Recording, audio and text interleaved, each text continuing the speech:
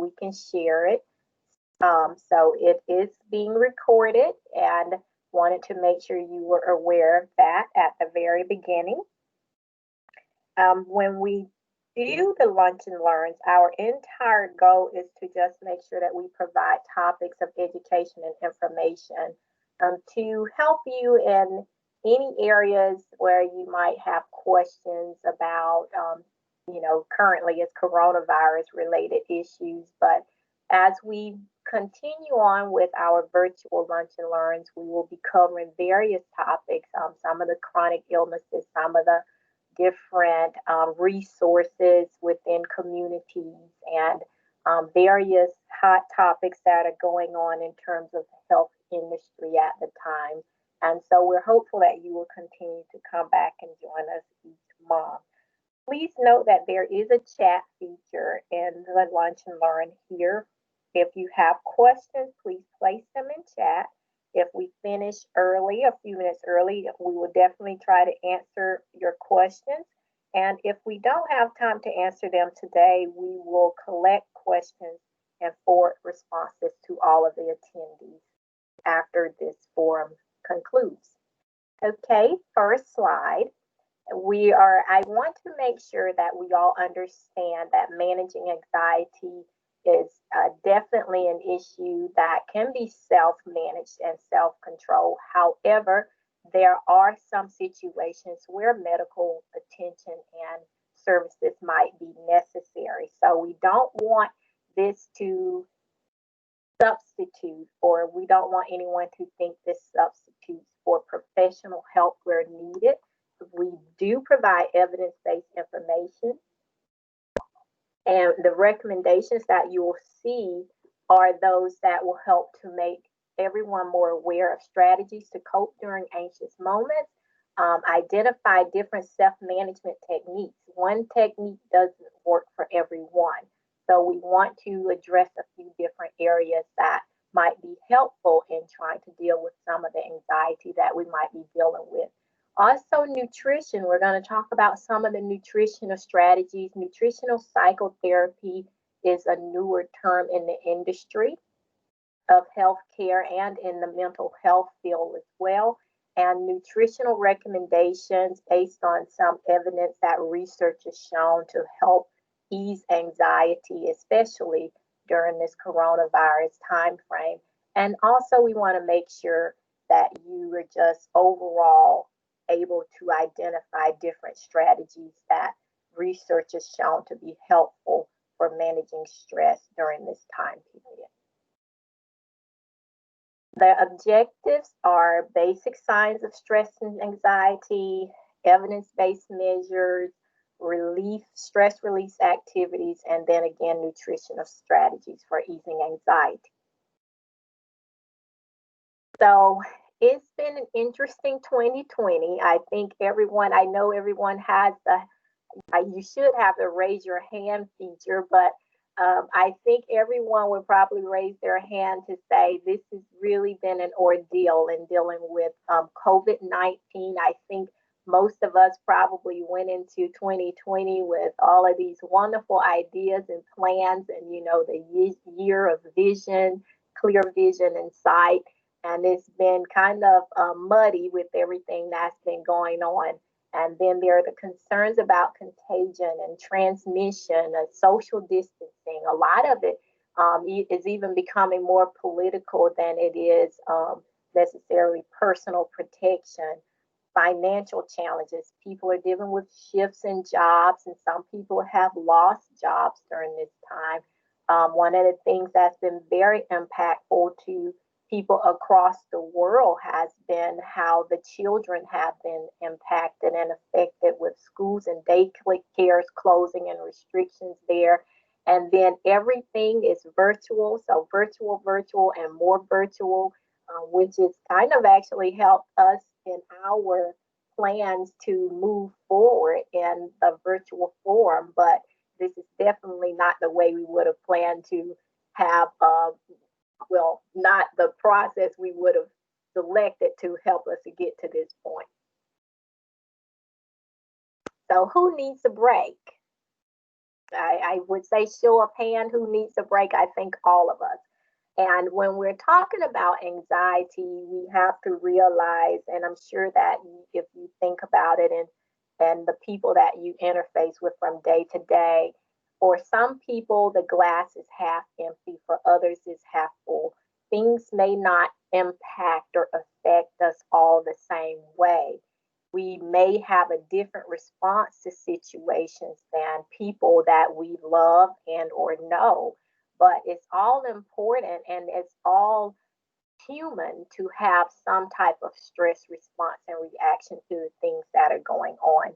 Research now shows that nearly half of all Americans are saying they're dealing with at least a moderate level of stress during this time, which is kind of scary because that's millions of people who are feeling the impact of everything that's going on. And one of the CDC studies that was also very startling to me, it indicated that 75% of young adults are saying that they're anxious or depressed amid this coronavirus pandemic. And this was people between the age of 21 and 29, I believe the study showed. So it's definitely real. This is a real challenge for most of us. And but we're actually not alone. It doesn't make it better, but it does say that we know that we have some things to work through. And so now the whole point of this is to try to help us to identify ways to do that. So some stress is normal. I know we've probably all heard of good stress, jobs, life, I mean, public speaking, changing jobs, first day of school. Some stress is definitely normal, and it can actually be a good thing if it motivates you. Some stress might motivate you to move further or to get a new job or a new place or more education. So some of the things that we feel that make us tense or worry for a moment is normal. Now, our body says, though, whenever we have a stress response, I'm sure most of us have heard of the fight or flight response that your body tends to have whenever you're dealing with stressful moments, situations that are planned or changes that are about to happen. And so, what the body says is, wait a minute, something's changing here. So, I need to react, and I don't really know what to do at this time. And so this really is going to play a key part in some of the techniques that we're going to talk about as it relates to managing and self-management of stress. Is how to control that fight or flight response so that it doesn't take you over the edge, or at least not as close to the edge as we might typically be able to go.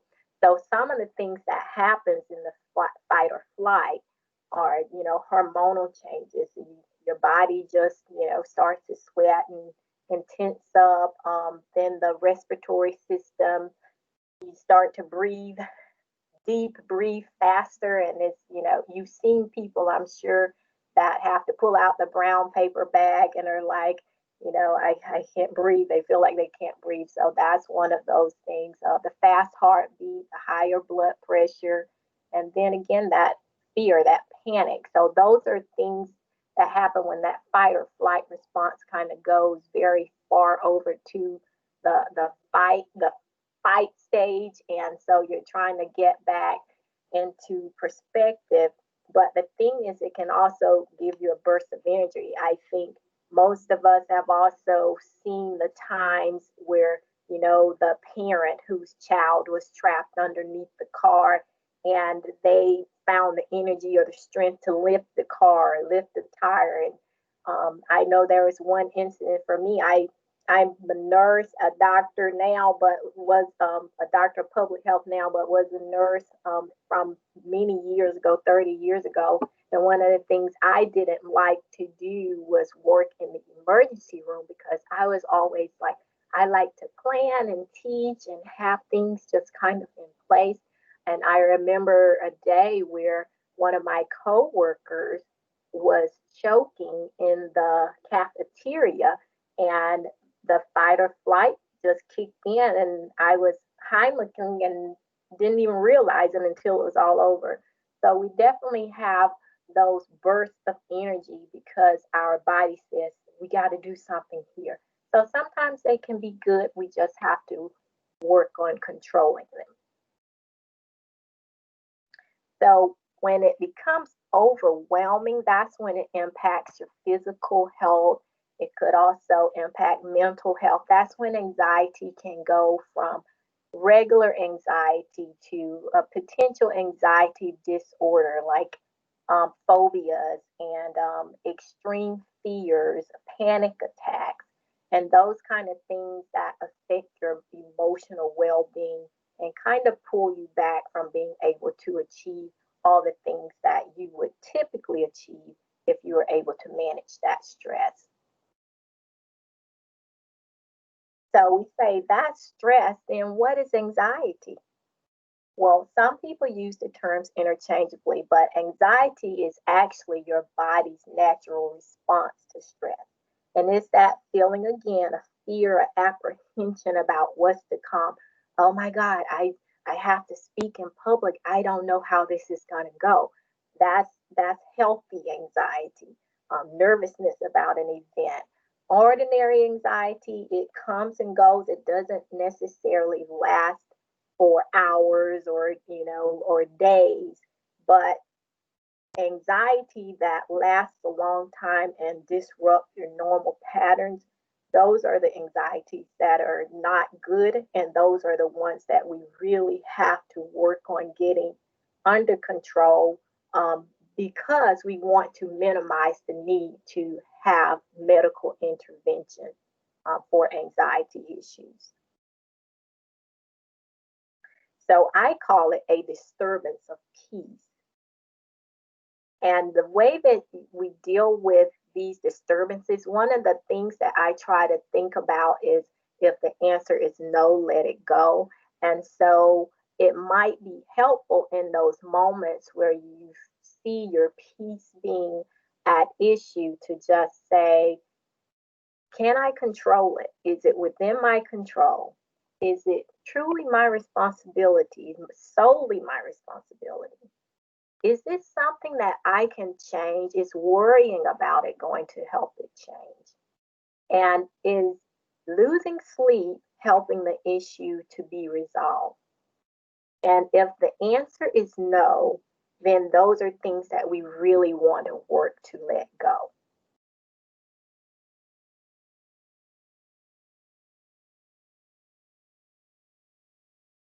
Next slide. I had a piece state quote there. I hope you read that one. I love that one. The important thing is to know the signs as well. Signs of stress differ based on who you are.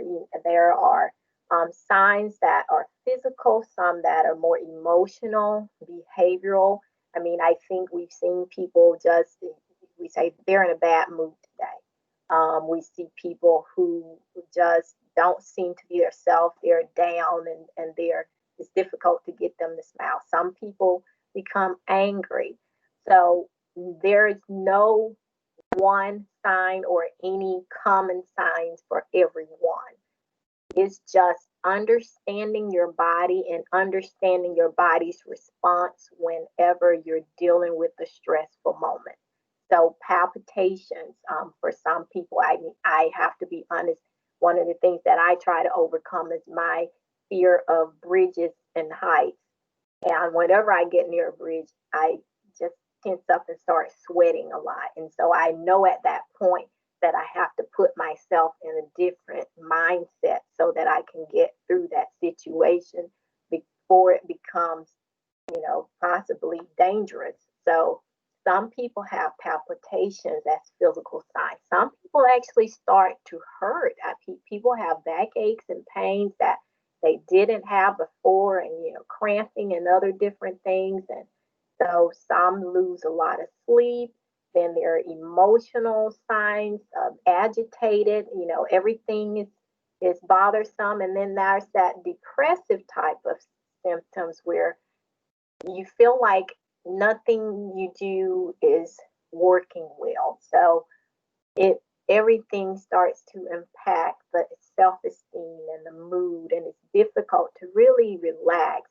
And those are times where we really want to make sure that we're being attentive to where we are and trying to pull ourselves around to a more positive place, to be. Then, we also have the isolation, and I just don't feel like doing it at this time, so I'll do it later, and then later becomes never. So just for you, I would suggest that the next time you're starting to feel any kind of way that is not your typical self, sit back and think, okay, what am I thinking about? The thing about stress and anxiety is that it can be very sneaky. Some people don't realize that they're stressed or anxious until they have advanced medical symptoms and issues.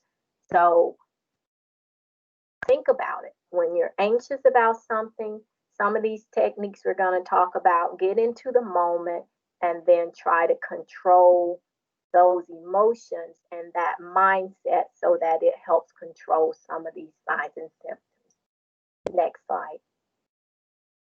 So we're going to talk about 4 different self-care for anxiety measures. Mindfulness, which is one that is really becoming very well known in the mental health arena and the primary care arena as well. Some people think it's a religious thing, and it is has nothing to do with religion. I will talk more about what it is. Stress relief activities, and again, the nutritional strategies, and just the basic relax and release. So, mindfulness.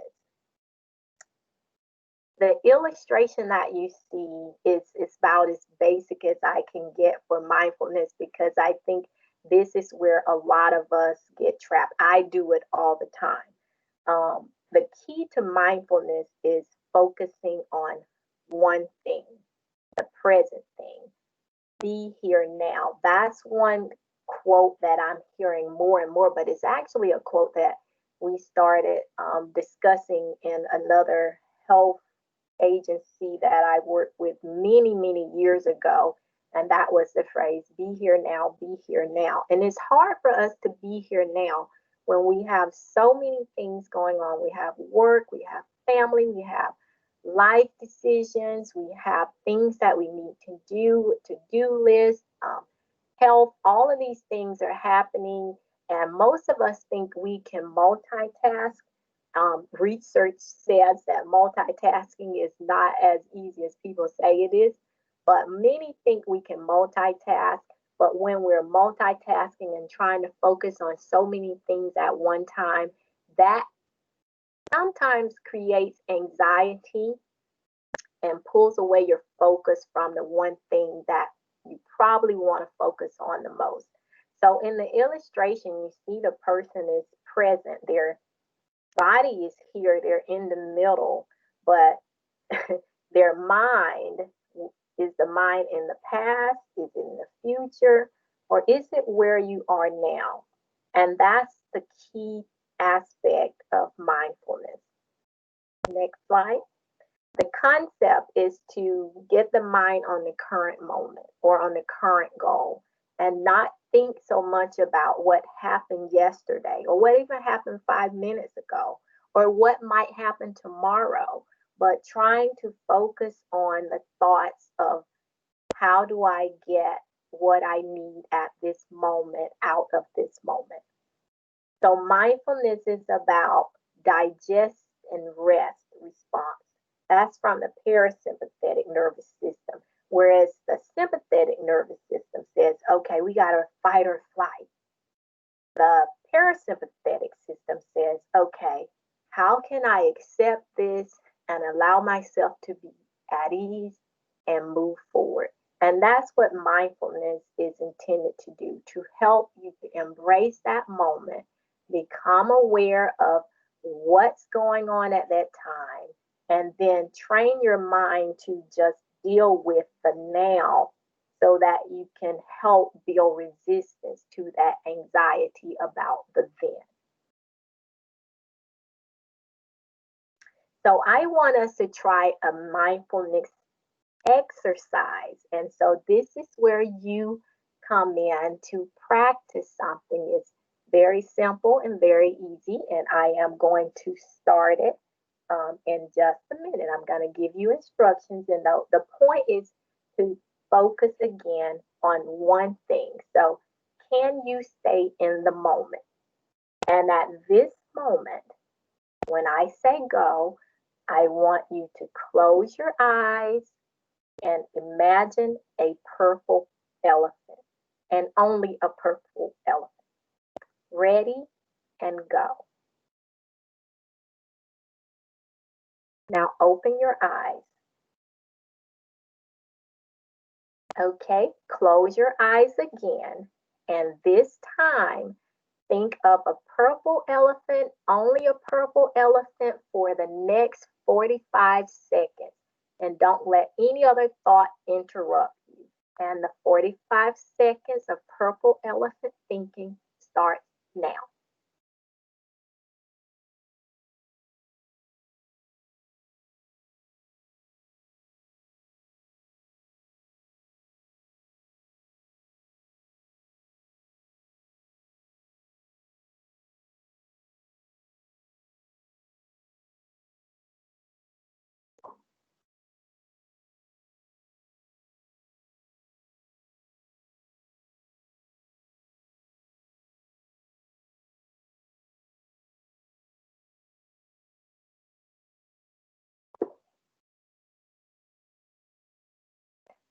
And open your eyes. So I'm going to ask an honest question, and if you are able to raise your hands on Teams now, I want you to do that. But if your mind wandered, raise your hand. If the elephant changed, if you went from, okay, is this a real, I mean, is elephant purple? You know, I like pink instead of purple. I don't think I want my elephant to be purple anymore. And that's typical. It's very hard for us to focus on the one thing that we want to focus on at that time, because it's just human nature for the mind to wander. And it's very likely that as soon as you try to concentrate on the purple elephant, your mind just started thinking about, I'm hungry. When is this over? What's this about? Is lunch? How long is it going to take? Well, yeah, I don't think I like purple. I like pink. And so most people, that's just the way that it is. And things tend to change because we're just trained to think about everything that we have to do. Next slide. And some people call mindfulness the mental push-ups. So the brain needs exercise too. And so as you're practicing mindfulness and your mental push-ups, the goal is when a thought enters your mind to take ownership of that thought, but don't judge it.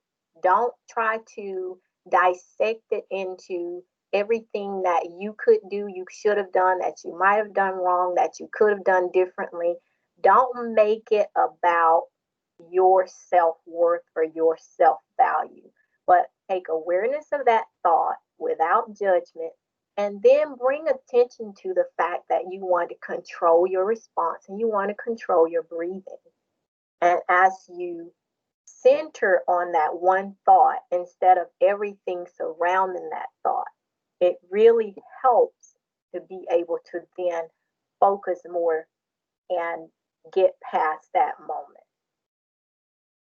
Next slide.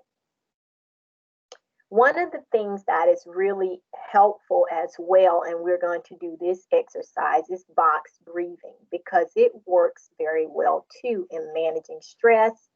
And it is something that military uses. Many of the major companies are enforcing and reinforcing staff to use box breathing as well. And when I think about box breathing, I think about a box having 4 sides and 4 corners, And the whole idea is 4 seconds.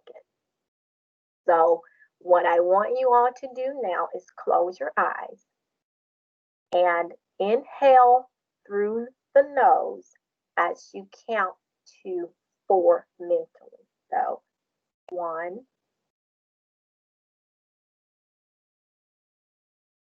Now hold that inhalation to a count of 4 and exhale through your lips to a count of 4. Breathe out slowly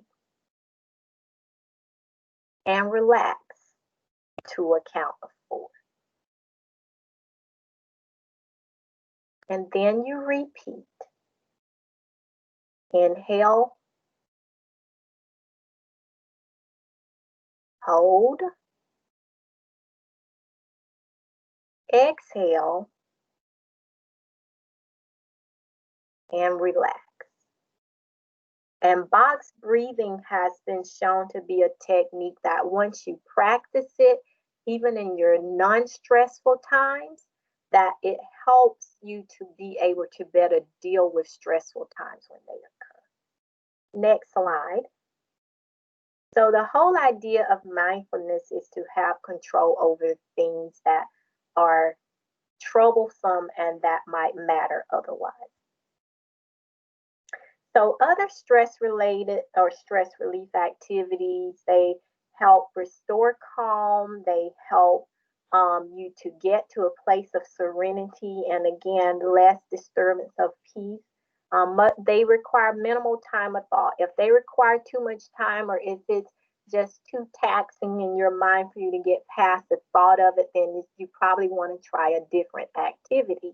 And they should be tailored to you and your needs. And whether it's 5 seconds or 5 minutes, any time is helpful time for stress relief. So some suggestions, and the list is definitely endless, but just let go. However you can let go, let go. I mean, for me, I count my blessings. I journal from time to time. So journaling things that you're grateful for, people you're grateful for, reaching out to friends and loved ones during this time is very important because they might encourage you. And more than that, you might find yourself encouraging others. And then see the light. I say this because one of the things that we're dealing with across most of the healthcare industry now is some people who are dealing with vitamin D deficiency because they're inside so much lately. But get out, get some sunlight, listen to the calm of nature, listen to the birds and watch, the animals run around. Just get some light, get some time to refresh in the sun. Help someone else. And that's always a good way to help yourself. Sometimes helping others helps us to feel better. We can read. One of the things that I try not to do is look at a lot of negative news. And it has been shown that too much negative news actually brings your anxiety and stress level up. So I would say be mindful of how much negativity you allow to become a part of your day-to-day activity. And then increase your physical activity, yoga, dance, running, walking, anything that helps you to get to a place where you're not concentrating on what might be wrong and the things and challenges that coronavirus has us dealing with, but more or less the great things that we can do with the resources we have available. So managing moods, and this is a pretty quick one, just find a positive thought, a positive attitude, and accept that things are not within our control. We can't control very much of anything, to be honest. So we have to accept that sometimes. Meditate and mitigate the risk of becoming overwhelmed by making sure that you try to manage your actions, your mindfulness, and your moments. And just say no. I mean, there was years ago where I heard this phrase that no is a complete sentence. If there are things that are driving you to a point of nervousness, anxiety, or stress, and it is something that is going to impact your well-being and your mood, and it's something you can avoid or say no to, just say no. Make time for family, sing, dance, and just get a chance to get out and get yourself together. You deserve it. Next. So some of the nutritional strategies to ease anxiety, and you can look these up. A lot of information that you have and that I'm sharing is online, is via WebMD, some of it is CDC, some of it is verywell.com, and this information is actually information from Harvard rather school, and they did a research and through collective evidence found these various strategies that were nutritionally based and found to help ease anxiety. And of course, water is one of the primary ones. We want to stay hydrated.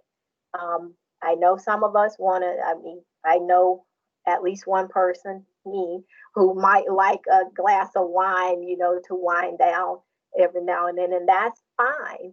But just making sure that alcohol and caffeine don't become so extensive that it doesn't help your body to adjust to stress very well.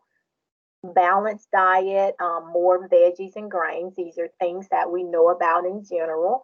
Eating meals on time. And the reason for that is some people tend to skip meals and say, well, I'm not hungry now and I can wait and I can wait. But that actually impacts or can impact your blood sugar stability. And when your blood sugar is not stable, your tendency to for your body to react to anxiety is off. So if you just eat on time or at least have snacks around a certain times a day and stay on a schedule, it helps to stabilize your blood sugar, and it can help you also to minimize anxiety. Then we have foods that are rich in magnesium because they're known to increase your calmness. Then those in zinc as well. And I love salmon, and salmon or salmon, as some call it. I say the L shouldn't be silent, but salmon is actually good for reducing anxiety and other fatty fish. And then one of our favorites now, I think across America over the last 10 years or so, is avocados and almonds. So these are foods that are known to, through research, to actually help to improve the serotonin levels, to get your body adjusted and making sure that your electrolytes are more well balanced. And it's supposed to, according to research, help to ease anxiety. And food and mood, again, that's water, whole grains, fruit and vegetables, and probiotics.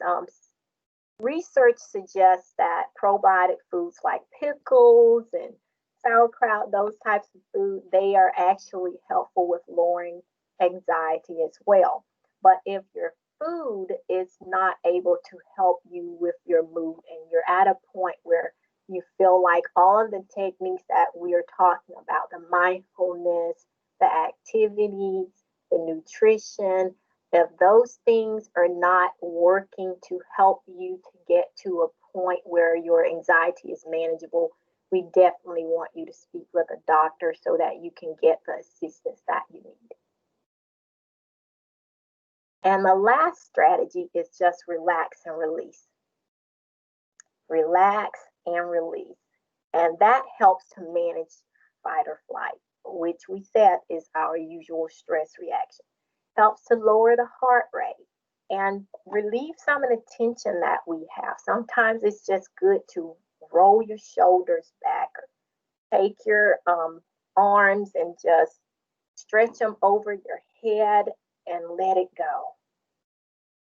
So helping to just sit back sometimes and put your feet up and don't do or think about anything for at least 30 seconds. Just have a moment where I just don't want to think about anything right now. I just want to have a moment. decrease negative thoughts. That is definitely an advantage of relaxation. And it also helps to boost self-esteem and help you to get to the point, okay, it's a tough situation, but let me relax for a minute and I'll come back to that problem later. That actually helps.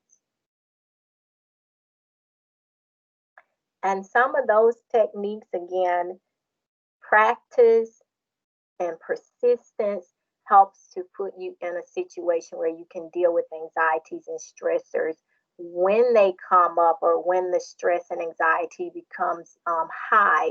You already have the techniques and the skills to deal with it and keep it at bay. So the suggestion from evidence is to aim to practice for at least 5 to 10 minutes a day. And at the end of the day, in the morning before you get out of bed, whenever you choose, just take at least 5 to 10 minutes for yourself to get in a place where this is just a moment where I'm going to relax and do nothing. And you pick something that appeals to you and that fits your lifestyle. Again, everything doesn't work for every person, but regular practice on whatever you choose will help you to get to a point where you're able to control your anxious moments. So deep breathing, of course, is one that we talked about earlier, and you'll be surprised. Some people who say, and I'm sure we've heard, count to 10, count to 10, but deep breathing actually requires you to count to probably 20 or 30, because the box breathing, that's at least 16 seconds in itself per exercise. So just take a deep breath, breathe slowly, clear your mind. And visualization is a good one. That's basically seeing yourself as calm, seeing yourself as, I am in a good place, in a good mood. My thoughts are positive thoughts, all is well. So just visualizing the success of the moment rather than the failure that your mind may pull you into thinking about because of your anxiety.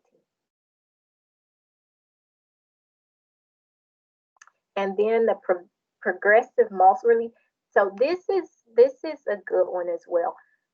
It's basically relieving tension. It's basically getting to a point where you can relax and not really, I mean, you tense up, but you tense and tighten and release because it helps you to relax. So that's the progressive muscle relaxation.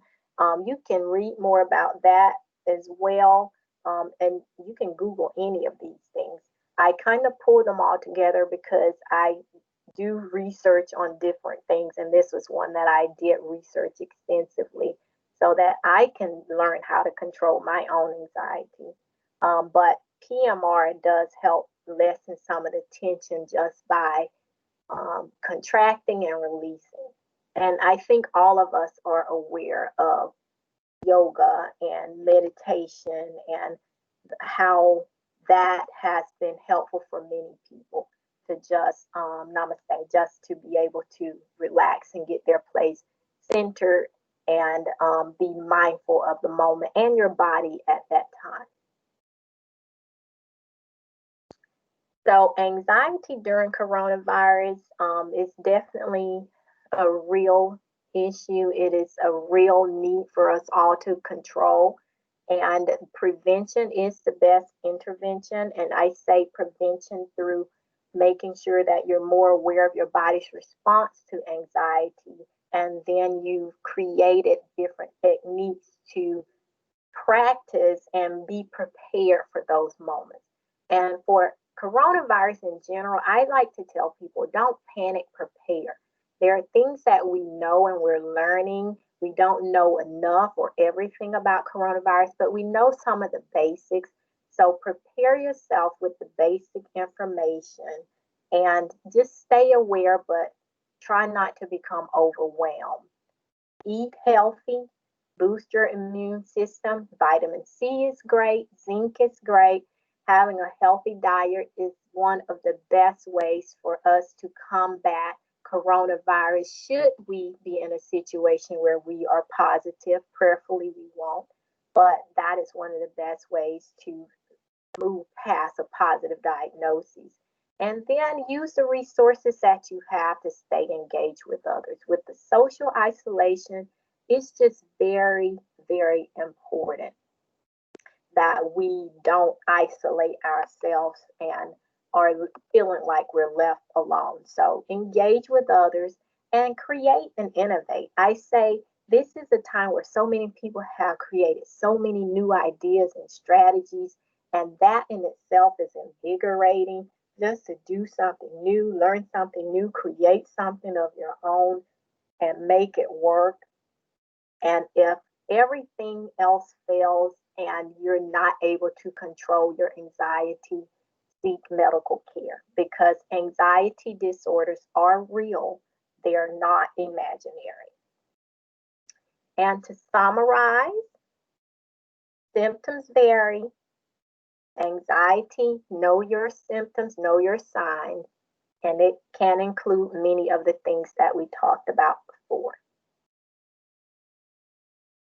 Mindfulness, it helps to minimize worry and it helps us to stop focusing on the unknown, but stay in the moment. I'm present, I'm here now, I'm casting out all of those thoughts that are pulling my mind away from the point that I need to make at this moment.